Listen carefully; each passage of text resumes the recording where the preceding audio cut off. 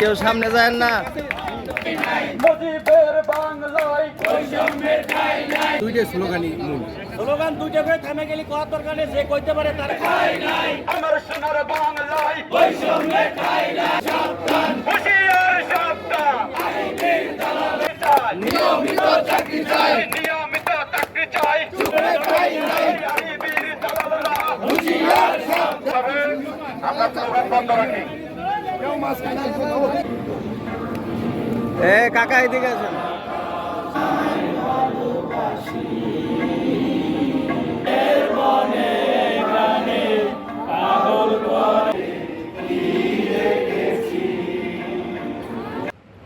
জয় বাংলা, ইতিহাসের সৈনিক এক হল নাটক। জয় বাংলা, আমার সোনার বাংলায় বৈষম্যের ঠাঁই নাই। বঙ্গবন্ধুর সোনার বাংলায় বৈষম্যের ঠাঁই নাই। আমার সোনার বাংলায় বৈষম্যের ঠাঁই নাই।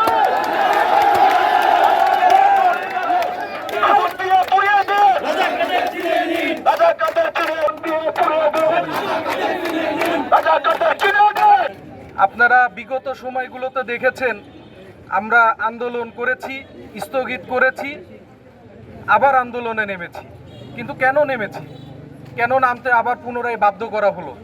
আমরা তো এই আন্দোলন করতে চাই নাই। আমরা একটা সেবামূলক প্রতিষ্ঠানে চাকরি করি, আমরা চেষ্টা করেছি সেবাটাকে অব্যাহত রাখার জন্য, এবং এখন যে আন্দোলন করতেছি আমাদের সেবাটাকে অব্যাহত রেখেই করতেছি।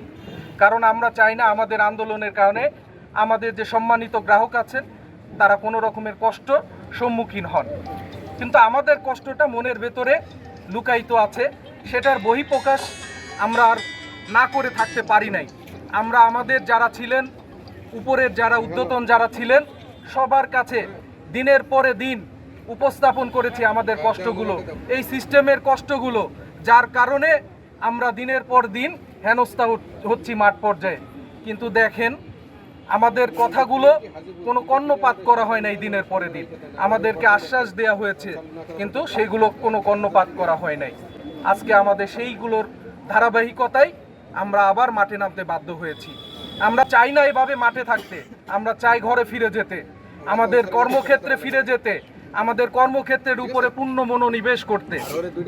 আমি সাংবাদিক ভাইদের মাধ্যমে জানিয়ে দিতে চাই যে আমাদের একটা অভিন্ন সার্ভিস কোড, অর্থাৎ আরইবি পল্লী বিদ্যুতের উপরে যে দুর্নীতি নির্যাতন নিপীড়ন করতেছেন, আমরা তার বিরুদ্ধে সোচ্চার হয়ে আজকে একীভূত হয়েছি। এবং আর একটা আমাদের দাবি আছে যে সারা বাংলাদেশের ৮০টি পল্লী বিদ্যুৎ সমিতি যে সমস্ত চুক্তিভিত্তিক এবং অনিয়মিত চাকরিজীবী আছেন তাদেরকে নিয়মিতকরণের দাবিতে, এবং আরইবির দালালদের বিরুদ্ধে আজকে যে বৈষম্য আমাদের করে রাখছে তাদের বিরুদ্ধে সোচ্চার হয়ে আমরা আজকের এই আন্দোলনে মাঠে নেমেছি। আপনারা সকলে অবগতি আছেন যে সারা বাংলাদেশের নেতৃত্ব দান করছেন আমাদের রাজন স্যার। কেন্দ্রীয় পর্যায় থেকে আমাদের যে নির্দেশনা আসবে এবং আমাদের ভালো ফলাফল না আসা পর্যন্ত আমরা আমাদের আন্দোলন চালিয়ে দেব।